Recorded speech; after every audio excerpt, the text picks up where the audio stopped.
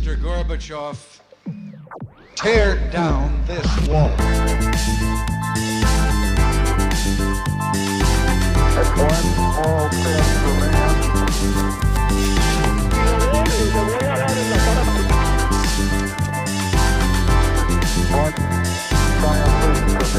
Hola, buenos días a todos y bienvenidos a un nuevo programa de Acá Parchando. Hoy vamos a hablar de un tema bastante controversial, un tema que he venido discutiendo con nuestro invitado de hoy por mucho tiempo, y es la debacle de Estados Unidos.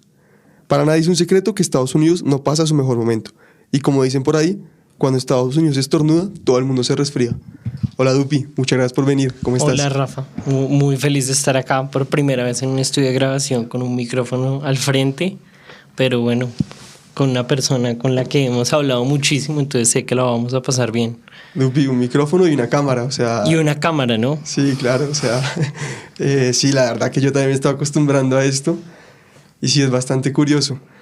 Dupi, este es un tema del que venimos hablando, creo que desde que nos graduamos del colegio, y es, digamos que la gente hoy en día no le gusta mucho leer de historia y creen que los órdenes mundiales no cambian, pero hay muchas, y lo venimos discutiendo bastante, muchos argumentos para decir que Estados Unidos está en decadencia. Tú lo ves más desde un lado institucional y yo lo veo más desde un lado cultural y como de lo que está pasando con la gente en general. Pero explícame, tú fuiste el que me hiciste como el pitch para este tema, ¿qué es lo que tú estás viendo de carácter institucional de Estados Unidos que te lleva a esta conclusión? Yo al igual que tuve una parte de la crisis o del debacle que es institucional, veo un Congreso de los Estados Unidos que es incapaz de legislar, que es incapaz de construir reformas estructurales de cualquier tipo.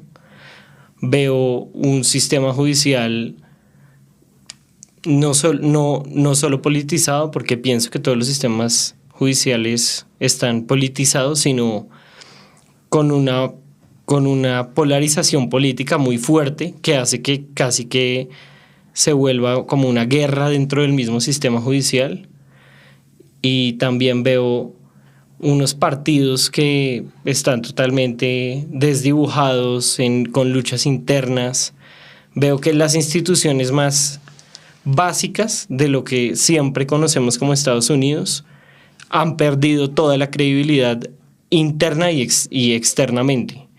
Es decir, ya la mayoría de los estadounidenses no creen en su Congreso, no creen en sus instituciones, no creen en sus cortes, pero también alrededor del mundo ya nadie cree en Estados Unidos como un árbitro de la democracia, como un líder de la democracia, como una estrella del norte a la cual seguir en temas económicos, políticos. Lo veo interna y externamente, pero yo también veo la crisis que trasciende lo institucional. Yo creo que en Estados Unidos se perdieron los valores centrales de lo que Estados Unidos siempre ha sido, que yo podría decir que son democracia y son el liberalismo, y yo veo una gran crisis en el liberalismo estadounidense.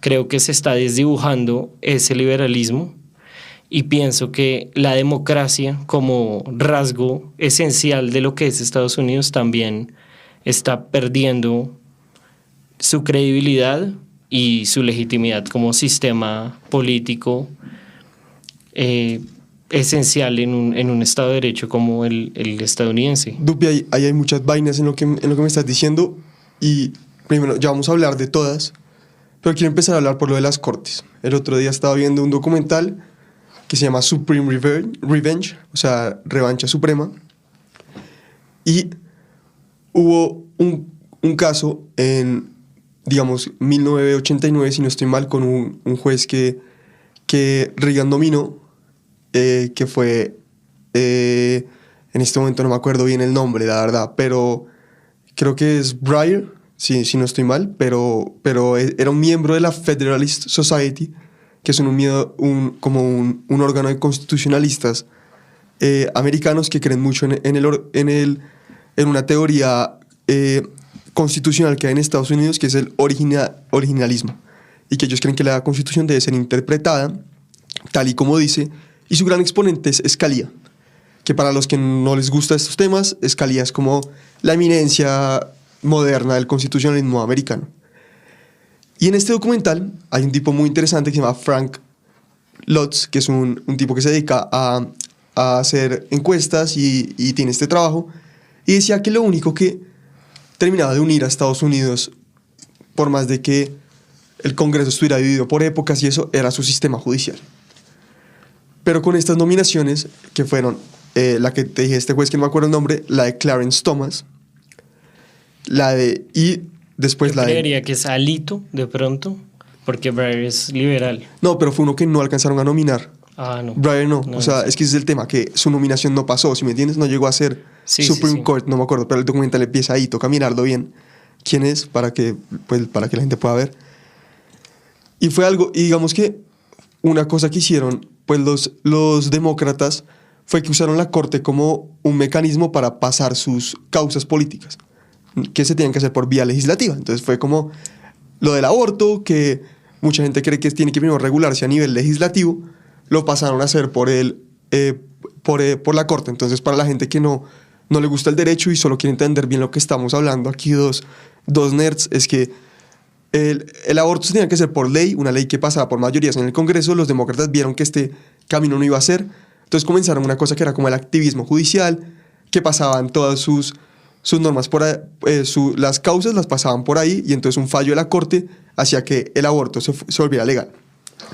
Y lo que pasó ahí fue que la mayoría, son 9 jueces en la Corte Suprema de Estados Unidos, y lo que pasa es que el presidente los nomina y el Senado lo ratifica. Y para esto lo que necesitaban era tener las mayorías en la Corte para que siempre los fallos fueran a su favor. Y entonces cuando ganó Reagan y cuando después ganó Bush primero, fueron muy duros en la nominación de Clarence Thomas, porque alguien que quitaba el balance de la Corte Suprema. Y Clarence Thomas, a pesar de ser afrodescendiente y cumplir con muchos parámetros, es la figura más maltratada en la política americana, y lo ven como un diablo porque es, digamos, como él mismo dice, un afrodescendiente que se anima a pensar distinto. Y para mí esta fue la primera crisis, la crisis del sistema judicial. Después lo vimos con Neil Gorsuch en el 2018, creo que fue. Y después lo vimos como cuando se murió Ruth Bader Ginsburg, Trump nominó la tercera sin ni siquiera dudarlo. Aunque creo que Trump dio unas declaraciones ahí donde se veía que él tenía como un pesar por la muerte de Ruth Bader Ginsburg. El cuerpo ni siquiera estaba frío y Trump nominó su tercera juez, se ratificó, y ahora tenemos Corte Suprema Republicana 6-3. 6-3, y nadie confía en el sistema americano, en el sistema de juez. Y hoy en día la nominación de Biden, todos tenemos la duda de que si solo cumple como una cuota de diversidad, y nadie cree como realmente en las capacidades de esta nueva juez, y es algo triste, como un sistema que fue, digamos, el eje central que mantenía a Estados Unidos en un sistema de pesos y contrapesos, solo colapsó por una politización, y no hay nadie a quien culpar porque tanto republicanos como demócratas tienen un papel fundamental en esto. O sea, tanto y especialmente Mitch McConnell, de parte de los republicanos, tiene una parte. Yo creo que lo que yo diría es, a eso me refería con esa primera parte, esa crisis institucional, que yo le identifiqué con instituciones del Ejecutivo interna y a nivel internacional, le identifiqué con el Congreso, pero empecé identificándola con el sistema judicial y con la Corte Suprema sobre todo. Yo no diría que Clarence Thomas ha sido la figura política más maltratada. Fue muy maltratado, pero no sé si fue la más maltratada. Trasciende obviamente los temas del aborto, digamos, en la elección de Bush y Gore, eso fue también un momento muy importante para esa politización de la Corte. El tema de la financiación de las campañas políticas también ha sido un caso en el que la Corte se ha vuelto muy politizada, pero me gusta mucho esa idea de ese programa, porque no es la politización de las cortes, que yo creo que cualquiera que haya estudiado un poco sabría que todas las personas tenemos una tendencia política y que toda corte está politizada. Es una politización extrema, revanchista, polarizada, y no es una politización de los jueces en sí mismos, sino que está asociada a los partidos políticos y a las elecciones. O sea, es tan politizado, electoralmente politizado. O sea, no es una politización de este es un juez liberal, este es un juez progresista, este es un juez que cree en el originalismo, en el textualismo, en los valores. Es electoral. Y con sevicia. Es con sevicia. Y lo que pasó personal con Mitch McConnell de, no, vamos a esperar un año para ver si Trump gana y nominamos a nuestro juez, es muestra de ello. Sí. Que hayan forzado a Breyer, ahí sí, a renunciar para nominar a Ketanji Brown ahorita, claramente es muestra de eso. Que Obama le haya pedido cita innumerables veces a Ruth Bader Ginsburg en la Casa Blanca, casi que se le arrodillaba diciéndole, por favor renuncie para que yo meta una demócrata para reemplazarla. O sea, es ese nivel de politización hace que las cortes se desdibuje totalmente la legitimidad institucional que tienen las cortes, y eso es muy preocupante en un sistema democrático. Sí, la verdad les quedo viendo el nombre del juez con el que empezó todo, pero realmente pues tenemos que averiguarlo bien.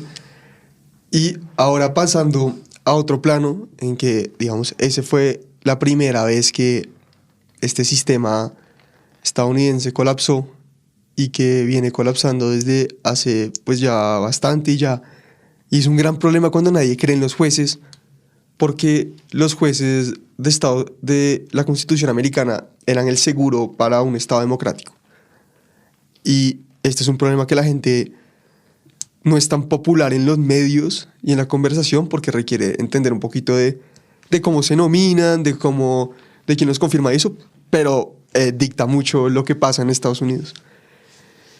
Y bueno, Dupi, ahora vamos ahorita a hablar como del tema internacional, que es algo que a ti te interesa mucho, pero lo vamos a dejar un poquito para después porque es como más actual, porque la gente tiene muy fresco Afganistán, Ucrania y eso. Pero hay un tema que realmente lo quería discutir porque es muy de nuestra generación, y es del colapso de la clase media americana. Digamos que hay muchos factores. Para mí, el hecho de que digamos que en los años 90, no sé cómo lo veas tú, y te voy a botar mi teoría del caso, y es que en los años 90 con Reagan se hizo como una desregularización de los derivados financieros y del sistema financiero, que fue uno de los grandes, pues fue una de las causales para que la crisis de 2008 ocurriera. Pero lo que pasó es que en Estados Unidos, que era un país tan industrial, donde se hacían como las plantas de Ford y eso, pasó a que la principal industria de Estados Unidos fuera el sector financiero. Y esto llevó, primero, a que se generaran muchas desigualdades, y segundo, a que la gente viviera endeudada. La tarjeta de créditos permitió subir los estándares de vida, pero ahora hay una realidad en la nueva generación millennial, que dicen que los millennials se quejan mucho, pero a veces, y pueden tener razón los que dicen esto, pero yo me pongo en la piel de muchos millennials que se gradúan después de 4 años y que ven que tienen una deuda de $100,000, y que un trabajo al que entras, tu primer año te ganas 25,000, salvo que seas como estudies algo STEM o algo así, pero alguien que fue a la universidad normal, que quiso hacer un major en business y eso, no gana tan bien y tiene que pagar una deuda grandísima. Y esto hace que la gente no construya patrimonio y que cada vez haya menos, y que el sueño americano para esta generación esté muriendo. El sueño americano de tener una casa, de poder empezar su propio negocio, de ser un país donde la gente iba y se la jugaba, lo mataron con la deuda. Y esto tiene muchas ramificaciones, porque primero es una generación que vive medio estresada y que se queja mucho y que tampoco se está casando y que tampoco está teniendo hijos, y que en muchos temas la fábrica social de Estados Unidos, de vivir en un pueblo chiquito, de ser muy fuerte en comunidades y eso, se está muriendo porque la gente tiene que ir a conseguir unos trabajos que paguen muy bien para pagar su deuda, y la gente siente que está siempre renovando el plazo fijo en lugar de arriesgar, como era la filosofía americana. ¿Tú cómo lo ves en esto? Yo estoy de acuerdo en ese diagnóstico de la crisis económica, y sobre todo con esa generación. Yo creo que hay un sistema financiero muy fuerte del cual es especial víctima la clase media millennial, y es muy difícil construir el sueño americano del riesgo cuando hay una deuda tan grande, cuando el sistema los llevó a educarse de una forma y a vivir de una forma que los endeudó y los culpabilizó. Y yo creo que eso hace ese sistema de deuda, no solo digamos, no voy a usar la palabra esclavizar, pero no solo oprime a la persona, como la limita en sus libertades y en su capacidad de tomar riesgos, sino que lo culpabiliza. Yo soy culpable de esta deuda, yo soy culpable de ser desafortunado, yo soy culpable de que mi vida no va bien. Y ese sistema financiero, además, al ser tan individualista, tiene esa doble característica que me limita en mi capacidad de salir de ahí, me atrapa, pero a la vez me culpabiliza por estar ahí cuando no necesariamente es mi culpa. Y yo creo que eso es muy preocupante, porque el sueño americano también es un referente para el tercer mundo. Sí, es así. Y hoy en día en Estados Unidos hay mucha gente que le salió muy mal ir a la universidad. Muy mal. Muy mal. Es demasiado caro. Y la Es deuda, absurdo. Y la deuda es absurda. Y hay otro componente que no toqué, y es que da la impresión de que, o sea, yo soy alguien que es muy capitalista. Yo creo mucho en el capitalismo, pero hay algo que es difícil de desconocer, y es que hoy en día el Congreso trabaja mucho para el sector financiero. Y el sector financiero tiene un lobby impresionante, y el sector financiero, yo sé que el bailout de 2008 era justificado, porque si no colapsaba la economía, pero sí salvaron a los más ricos. Así fue. Así fue. Yo creo que y eso es terrible. Eso hace parte de esa crisis institucional interna también que existe, de la credibilidad del sistema y de las instituciones de la democracia. Y es que la gente ve que su Congreso, sus políticos, independientemente del partido, a los que apoyaron fueron a los más ricos y a las instituciones financieras, que los tienen limitados, culpabilizados. Incluso vi el otro día, y yo creo que eso explica absolutamente el éxito del populismo de derecha. Populismo en Estados Unidos tiene una definición muy distinta, tal vez mejor que la que se usa en Colombia. Acá asociamos populismo a regalar tamales en una plaza, pero populismo es una cosa mucho más interesante. Trump es un populista. Trump es un populista, y bueno, acá asociamos populismo como así, como no sé, con robar la plata del ICBF para regalar tamales, pero pues sí. Trump no robó la plata del ICBF para regalar tamales. Es un mensaje, el populismo en es una forma. Sí, una forma un poquito como contra la gente como muy educada del establecimiento, que Exacto. es como medio taqui, es como lo que en Colombia diríamos como lobo, sí. Y es como ser como un poquito lobo, como... Es ser un poco, y por eso además, digamos, los demócratas más de izquierda, como Bernie Sanders, dicen: no, yo soy the populist left. Sí. O sea, the populist left, y luchamos por estas ideas. Trump es the populist right. La populist left, o sea, la izquierda populista en Estados Unidos, no tuvo éxito como movimiento. Eso puede ser atribuido a estos factores, pero la derecha populista tuvo muchísimo éxito, y en gran parte se debió a que tuvieron la inteligencia de apropiarse del discurso en contra de este sistema que había oprimido y culpabilizado a muchas generaciones. Fue con el Tea Party. A principio del gobierno de Obama empieza ese movimiento, y Trump se vuelve ya la figura, porque el Tea Party tenía el problema de que estaba muy vinculado a republicanos blancos, sureños, como a la tradición conservadora. En cambio, Trump trae algo totalmente nuevo. Es como una idea moderna de populismo de derecha que es mucho más atractivo y que tiene un éxito impresionante. Y el que ellos se hayan apropiado ese discurso es... A mí no me cabe en la cabeza, siendo una persona que claramente que no es de derecha, pues me duele mucho que el populismo de derecha haya tenido la inteligencia de entender los problemas de las personas de a pie de las que estamos hablando, de las De la gente víctimas normal. de este debacle. Sí. Así es, yo el otro día veía un tuit de una se llama Sarah Greyjoy, creo. Es muy de izquierda, podríamos decir, una opinadora gringa muy de izquierda, pero ella haciendo algunas reflexiones sobre la imposibilidad de la izquierda populista, del Partido Demócrata Populista, como Bernie Sanders, que no pudo tener éxito. Ella estaba reflexionando sobre que esa tendencia no lo había logrado. Y no lo había logrado porque una de las grandes líderes de la campaña de Bernie Sanders, que se llama Nina Turner, tuvo una primaria contra una demócrata súper tradicional apoyada por Hillary Clinton y la perdió 70-30, una cosa así. Entonces él estaba reflexionando cómo esa izquierda populista no se había apropiado del discurso que sí había hecho la derecha populista. Y ella dijo... ¿Sabes a la gente por qué no le gustan los liberales? ¿Por qué? Porque siempre pierden. Sí, tú siempre me has dicho eso y es totalmente cierto. Es totalmente, siempre pierden. Siempre pierden. Pierden o contra los contra el establecimiento de izquierda, que es una cosa extrañísima, o contra la derecha. Sí, siempre pierden. Siempre pierden los liberales. Bueno, pues ni siquiera toca hablar de lo que va a pasar en las elecciones ahorita, para saber que los liberales siempre pierden. Pero ella decía,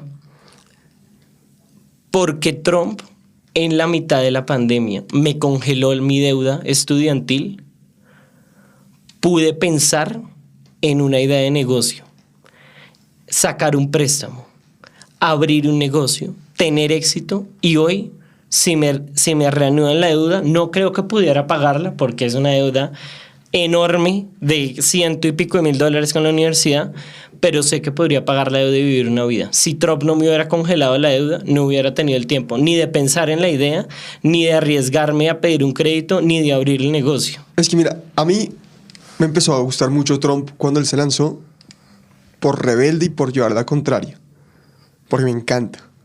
Ahora, cuando fue presidente, no me gustó tanto, y hoy en día, después de lo que pasó en el Capitolio, no me gusta. Me parece que si uno le sigue gustando Trump, tiene que ir a un punto muy extremista hoy en día. Sí, a mí nunca me gustó. Pero en ningún punto. Para mí no hay nada más.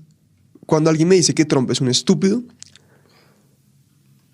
me parece que su argumento no tiene ninguna credibilidad. Y te lo voy a explicar por qué. El tipo identificó que los neocons, como Paul Ryan y como toda una ala del Partido Republicano, eran muy pro libre mercado ciegamente. Y Trump, aunque era un billonario, logró identificar gente que había perdido en el libre mercado. Porque a la gente educada les encanta el libre mercado, pero porque a nadie, a ningún abogado de una firma importante de Estados Unidos o Colombia, le dicen, usted renunció porque encontramos un tipo en Asia que hace su trabajo por una fracción de lo que usted lo hace. Eso simplemente no pasa, no le pasa. Y Trump identificó a esta gente y logró darles un mensaje. Entonces, cuando tú logras un mensaje tan elocuente como Make America Great Again, y lo logras que sea tan... Porque todo el mundo sabe, o sea, nadie se acuerda de Hillary Clinton, Stronger Together. O sea, nadie se acuerda. O sea, no. la hija gastó billones de dólares en consultores políticos para un mensaje del que nadie se acuerda. No, después salió I'm With Her. Sí. Que incluso lo cambió, es que también... Sí, también. Y en cambio, Make America Great Again fue una marca. Entonces, para mí, Trump fue muy inteligente en eso, en cómo se movió. Y digamos que hay, ahora aquí ya abordando el otro tema del que tú querías hablar, digamos que evaluar la política internacional de Trump sale muy favorecido Trump con lo que ahora ha pasado con Biden. Eso es sí, en parte sí, en parte no. O sea, en parte cosas que le pasaron a Biden son producto de una política que yo creo que Trump mantuvo, que venía de atrás. Lo de Afganistán yo creo que es producto de una política que en muchas cosas se mantuvo y cosas que hizo Trump que resultaron también en lo que pasó en Pero Afganistán. la humillación es toda de Biden. Pero la humillación quedó todo en manos de Biden. Es toda. Es todo en manos de Biden. Y con lo de Ucrania sí, alzo las manos y digo, Trump advirtió muchas cosas. Yo no sé si tú viste ese famoso video de Trump hablando con los líderes de la Unión Europea diciéndoles, miren, estoy metiéndole toda esta plata a la OTAN y ustedes no hacen nada y lo único que sí hacen es comprarle gas a Rusia, romper las normas internacionales para permitir que Rusia les traiga gas y después cuando Rusia haga algo, ustedes van a quedar jodidos, se los digo, y se los decía así en la cara. Pero es que yo creo que hoy en día la gente piensa en un mundo como globalizado y en donde como todo es como libre mercado y somos ciudadanos del mundo y todo eso. Y hay veces que hay gente en el mundo que es mala, como Putin, y hay que ser independiente de energía para cuando esa gente lo quiere joder a uno, poder pensar como el mundo no es solo globalización y que todo es riqueza y eso, sino que hay que pensar un poquito como en cómo organizamos una sociedad que funcione en el momento de emergencia. Entonces, eso creo que fue en lo que Trump estuvo acertado.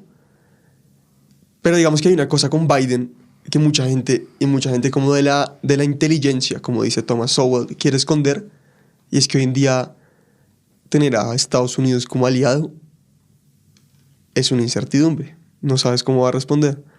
Porque a los afganos los dejaron en manos del Talibán y a Ucrania en manos, pues Ucrania creo que ahorita ha resistido y todo eso, pero con Ucrania no se portaron bien.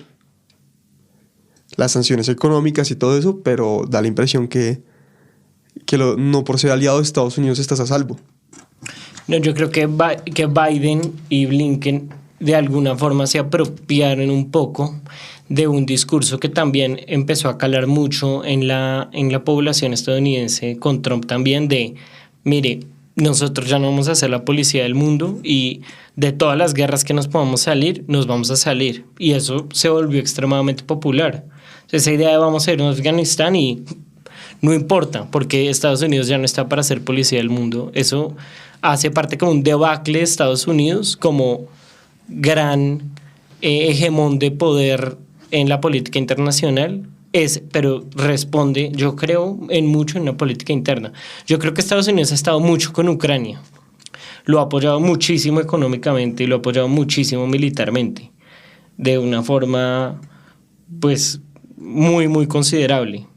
Lo que yo siento es en parte lo que decía, lo que estábamos hablando antes con Trump, y es mucha gente se creyó demasiado el cuento de la globalización económica, cultural, democrática, y el sistema empezó a depender de que todo el mundo siguiera esas reglas globales, sabiendo que se estaban rompiendo todo el tiempo. Incluso se mantenía como esta máscara de que todo iba a estar bien y todo iba a estar bien, hasta que ya pasó algo tan grave como es la invasión a Ucrania, que el sistema simplemente no está diseñado para funcionar con ese tipo de personas y con ese tipo de actores. La diferencia entre Ucrania y Afganistán pues claramente es histórica, cultural, como por qué ayudar a unos y no a otros. Pues el Medio Oriente, digamos, hasta en la ideología como que el Medio Oriente siempre es la idea de que el Medio Oriente siempre está en guerra, o sea, esa gente no la podemos salvar. En cambio los ucranianos Dupi, tú este tema sabes mucho más que yo, entonces a la audiencia que vea esto le pido que se tome más en serio las opiniones de Dupi cuando habla de política internacional. No, pues a mí yo también estoy acá intentando entender lo que está pasando, pero a mí lo de Ucrania me parece muy interesante, porque sobre todo con europeos, con Inglaterra, con Alemania, con Francia, amaban a Rusia como aliado, o sea, no había nada que amaran más, les vendía gas barato, los oligarcas metían la plata allá, les lavaban todo, incluso Netflix en gran parte perdió miles de usuarios porque perdió todos los usuarios de Rusia de un día para otro. Sí. Entonces estaban dependiendo totalmente de un sistema, sabiendo que lo que estaba allá en Rusia era un autoritarismo peligrosísimo que tenía el potencial absoluto de hacer una guerra de estas. Cuando ocurre, es una crisis total. Ya confían demasiado y se habían creído demasiado el cuento. Dubi, creo que aquí el tema internacional quedó bastante ilustrado de lo que está pasando pues en Estados Unidos y el mundo, pero creo que hay un tema que no lo hemos tocado, que juega un papel fundamental. Hay dos temas. Uno es la inflación, porque digamos que siempre dicen, lo primero que dicen es que la inflación es transitoria. Cuando tú dices que no, y que no crees, todos los expertos te ven como un imbécil. Pero los expertos casi siempre se equivocan, por eso son expertos. Sobre todo con la inflación. Sí, cuando uno ve un titular que dice, los expertos afirman, ya sabe que no va a pasar lo que no dijo. va a pasar, No va a pasar. sí. La inflación, wow. Y segundo, el tema de, pues digamos, la sociedad americana y cómo se está viviendo, en términos de su fábrica social. Pero empezando con lo de la inflación, hoy fue noticia que la Fed va a subir tasas de interés. Y durante casi todo lo que nos ha tocado a nosotros, nos tocó la época del quantitative easing, que fue una política económica la cual era súper ambiciosa y súper expansionista. Y esta va a ser, se viene un periodo en donde va a haber tasas de interés, en mi opinión, y para todo el mundo, full disclosure, yo no soy economista, ni tengo ninguna credencial, entonces para que lo tengan en cuenta, de más de 1% para mí. Esa es como la política a la que le apunta Jerome Powell.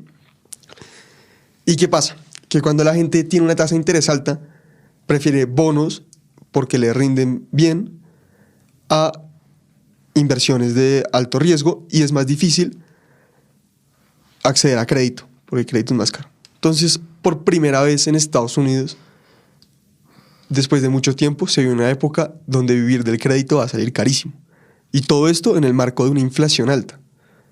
Entonces, no sé tú cómo lo veas, pero va a estar interesante en una sociedad que se volvió tan de plata. Interesante. Que una sociedad en la que a todo el mundo le encanta mostrar cuánto billete tiene, vivir a crédito, lo que va a pasar cuando llegue un shock económico real. Y es que la gente no va a poder pagar lo que estaba consumiendo. No, y todo el tiempo se dice, yo he escuchado que se dice que cada vez que sube la inflación, la gente dice, se debió haber hecho esto y no se hizo, se debió haber hecho eso y no se hizo. Que claramente no saben cómo manejar la crisis inflacionaria.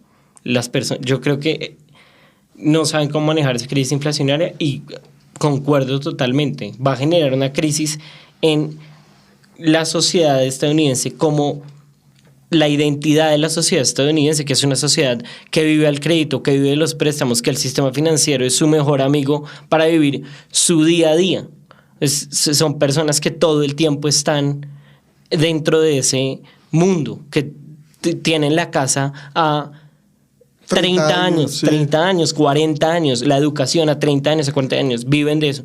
Y como estamos hablando ahora, ¿qué pasa en un sistema social y económico en el cual me dicen que para conseguir dinero tengo que ir a una universidad? Para ir a la universidad me tengo que endeudar. Pero cuando salgo de la universidad no tengo para pagar la deuda. Eso, con tasas de interés más altas, con crédito más alto, es interesante. Muy interesante. Interesante para no decir nada. También yo creo que puede resultar también en una crisis aún más grande del sistema educativo, de educación superior sobre todo, porque la gente dice, no, ahora me tengo que endeudar incluso más caro, incluso más tiempo, para llegar y que haya incluso menos oportunidades.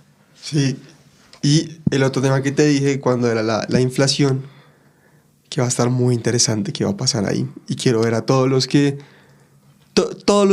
hoy en día todos los que trabajan en el sector financiero y eso, siempre dicen que no, que todo se va a resolver, que no sé qué cosas, porque cuando hay pánico en el sector financiero, eso es como un incendio en un bosque.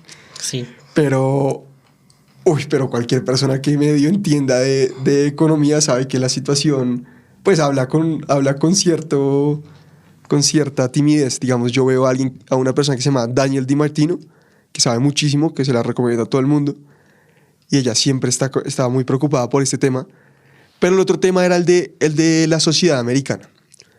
Y es que hoy en día nunca se ha visto, creo que por las redes sociales, creo yo, nunca se ha visto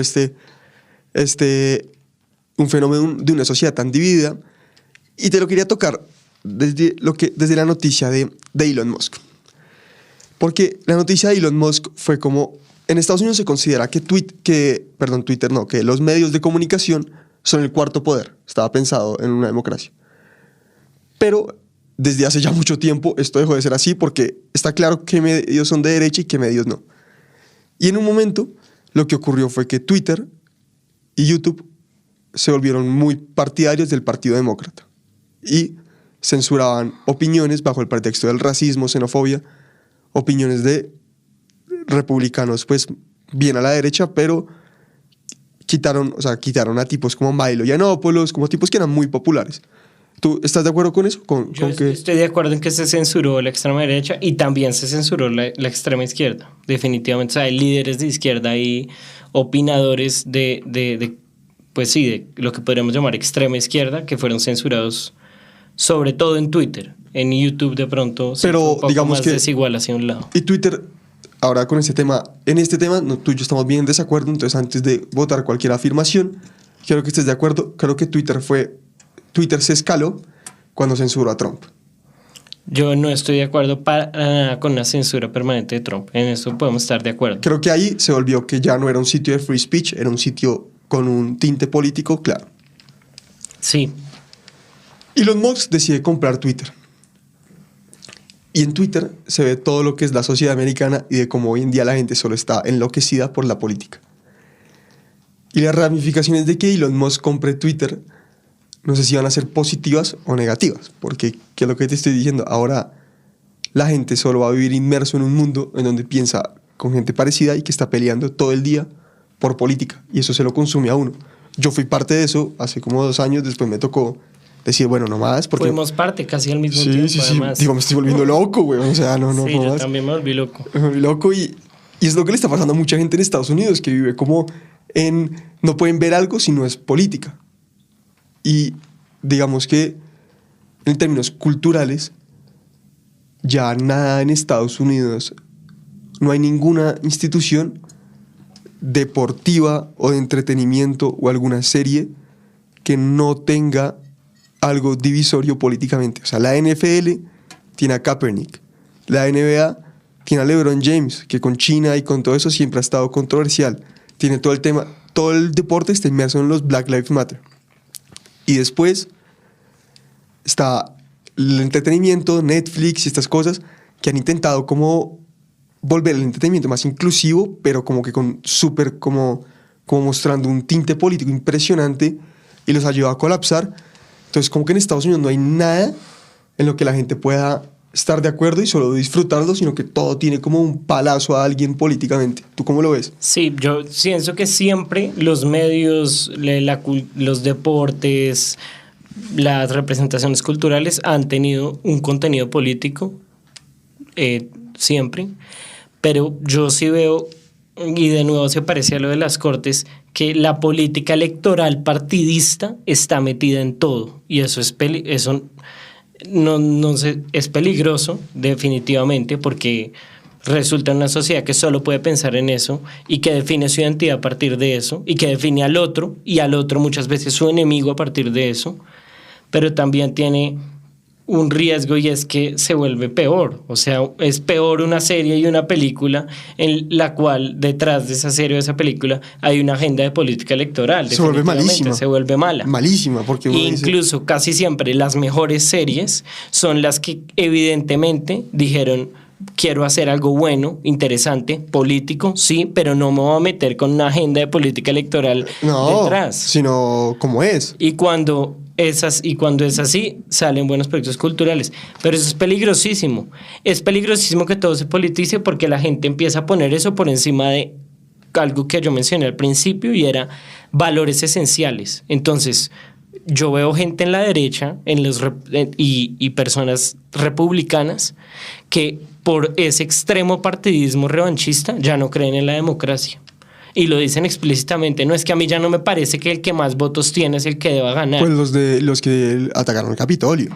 A mí ya no me parece que el que más votos tenga es el que debería ganar. A mí me parece que si no, que podemos votar, pero si no gana el que yo creo, pues no me gusta el sistema democrático. O que abiertamente deberíamos tomar medidas para que ciertas personas no puedan votar, y lo dicen explícitamente. Y también veo, y ahí sí me muevo al ejemplo de Twitter, personas en la izquierda, personas supuestamente liberales, que están en contra de la libertad de expresión. O sea, ¿cómo puede ser que tengamos estadounidenses en un gran lado que estén en contra de la democracia y otros en contra de la libertad de expresión? Libertad de expresión es la base de la sociedad americana en muchos sentidos. Yo el otro día estaba discutiendo, yo he discutido esto con mucha gente. Dupi, un segundo para ilustrar tu punto. Cuando hay veces que uno no entiende por qué en Estados Unidos dejan que los nazis hagan manifestaciones. Y eso fue en Charlottesville.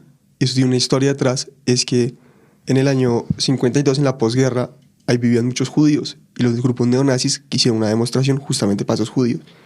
Y lo que dijeron en Estados Unidos fue, acá se respeta tanto la libertad de expresión y el hecho de que el Estado no interrumpa su vida, como lo hizo la Alemania nazi, que vamos a dejar que esta gente se exprese en favor de la primera enmienda de Estados Unidos. Y por eso es. Y cuando tú ves gente que no está de acuerdo con esto y que quiere cancelar gente por un chiste, y esto es realmente... Y esa censura a la libertad de expresión es muy compleja. En Alemania, por ejemplo, las leyes de censura son tan fuertes que, bueno, empezaron con la prohibición de la bandera nazi, pero en los 80s decidieron prohibir todos los símbolos comunistas también.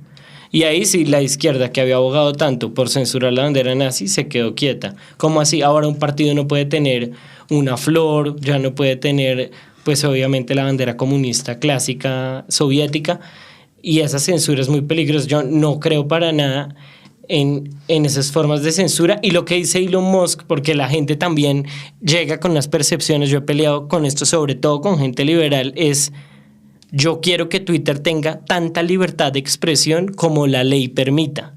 Lo que no quiero es que haya una junta de unos señores corporativos decidiendo qué está bien y qué está mal para ellos y qué se debe censurar y qué no se debe censurar. Si alguien debe decidir qué es libertad de expresión y qué no es libertad de expresión, es la ley en la que convino la sociedad con base en una constitución donde prima la libertad de expresión como eje central. Pero no puede una compañía tomar una plaza pública tan importante como Twitter y dibujar a partir de criterios muchas veces politizados unas líneas que no existen, de qué es discurso de odio, qué no es discurso de odio, qué es incitación a la violencia, qué no es llegar al extremo de expulsar personas o grupos. Dupi, ya para empezar como a hacer un cierre, digamos que uno a veces cree que las cosas en la historia pasan rapidísimo. Y si uno ve, creo que cuando empezó a decaer el Imperio Romano, que fue un imperio que duró, tú me corregías, pero 700 antes de Cristo hasta 500 después de Cristo. Depende si uno cree que los bizantinos siguen siendo romanos, pero bueno, sí, más o menos. Aquí el historiador, pero bien, o sea, términos generales. Sí. Se demoró casi 150 años en terminar la caída. Y esto va a pasar paulatinamente, pero digamos que en un momento era España. España fue en un momento el eje del mundo. En un momento fue Inglaterra. Y después le tocó a Estados Unidos. Y puede que llegue el momento de... Y que no necesariamente va a ser el fin del mundo, que es lo que uno le tiene que explicar a la gente, sino que es el curso de las civilizaciones. Y que en Estados Unidos fue un momento de mucho auge, donde había una clase media, pero que, como yo soy muy insistente y parezco un loro con esto, pero que en Estados Unidos se caracterizaba por su clase media y eso ya se acabó. O sea, hoy en día es una sociedad donde, mejor dicho, ser alguien clase media y aspirar a progresar está muy complicado. Y en esto tienen razón los millennials que tanto les dicen que estigmatizan, que se quejan. Estos son datos. O sea, fíjate, el otro día vi una noticia que BlackRock compró un montón de casas y proyectos inmobiliarios como inversión. Y eso lo que hace es que el precio de las casas suba un montón. Y esas cosas en los 80s no pasaban. la gente, el precio de las casas iba acorde a una... El mercado. Sí, ya que los abogados les está yendo bien, compran casa, no que unos tipos de 10 billones de dólares compraron 3 billones en casas. Y hoy en 3 día, billones de personas no compraron nada. nada. Y entonces, digamos que esta es como, y esto es el plano donde lo vemos, está en el Congreso, que hablamos poquito, las Cortes, la economía y la sociedad. Fue los 4 ejes de por qué creemos que es la debacle americana. Pero bueno, Dupi, ahí ya para hacer un cierre, porque creo que hablamos bastante y esto fue un gran ejercicio. Pero ¿cuál es tu predicción de lo que va a pasar de aquí a 5 años? ¿Cómo ves ahorita las midterms de noviembre? Arrasan los republicanos. Arrasan y después las presidenciales, ¿cómo las ves? No, yo veo muy difícil. Yo también veo del debacle institucional interno, institucional externo, cultural y económico, clase media, que son todos de la identidad y de la esencia de Estados Unidos, todas esas cosas que hablamos. Me preocupa, de acá a 5 años veo un Estados Unidos que cada vez sí pierde más su hegemonía, incluso con lo de Ucrania pierde su hegemonía, incluso con lo de Ucrania, China, por ejemplo, sigue siendo muy fuerte, los Emiratos Árabes siguen volviéndose cada vez más relevantes que Estados Unidos. Veo un mundo en el que ya no hay este hegemón tan grande para todas las democracias liberales como lo fue Estados Unidos, y veo unas elecciones presidenciales en las cuales si los demócratas si el proyecto demócrata populista, que también es muy peligroso, no tiene éxito, Trump o Trump en cuerpo ajeno volviendo al poder, y no sé eso en qué resulte cultural, política y económicamente, porque puede ser muy grave, sobre todo en los estados liberales, una nueva victoria de Trump. Bueno, Dupi, yo te voy a lanzar mi predicción y es una sandunga en los midterms. Sandunga. O sea, mejor dicho, una vaina que se recuperan, se recupera las mayorías en las dos por amplio margen. Supermayorías. Yo también veo eso. Yo creo eso. Y te voy a decir que el próximo presidente de Estados Unidos está en Florida y se llama Ron DeSantis. Para cerrar ahí. Ese es el en cuerpo ajeno. Bueno, muchas gracias, Dupi.